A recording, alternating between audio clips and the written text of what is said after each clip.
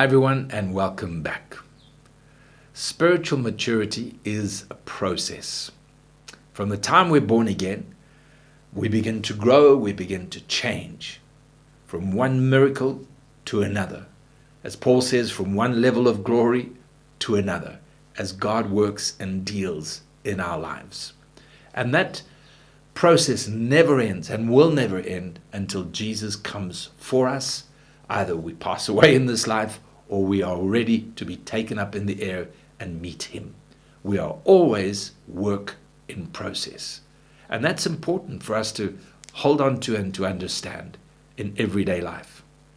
1 Peter 2, he says, like newborn babies, crave spiritual milk so that you may grow by it.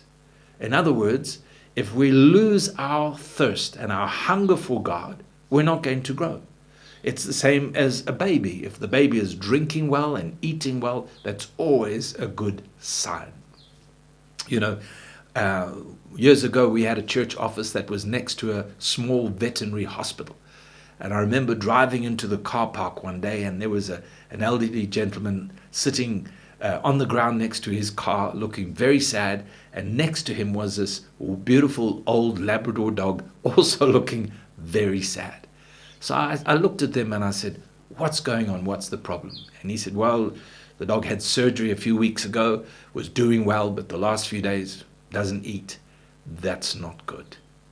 And unfortunately, that dog died that day, and I looked at that man and he was very sad. But he knew the signs because the dog had stopped eating.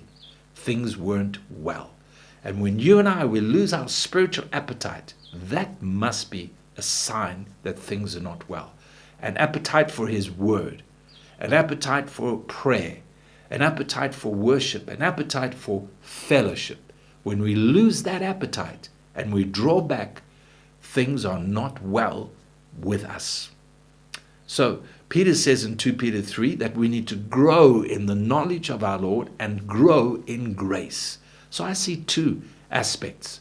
Growing in the knowledge is reading his word, being in his presence, learning more about him, growing in our understanding of the way God works and the way God moves. God speaks. We learn that from his word, from other people. And then he talks about growing in grace. And I believe that's the work of the cross in our lives, because that's the grace of God revealed to us. And two aspects, we're growing in grace and knowledge day in and day out. Why? So that we're conformed, we're transformed into the image of Christ. That's God's plan and purpose for each and every one of us. May the Lord help us. God bless.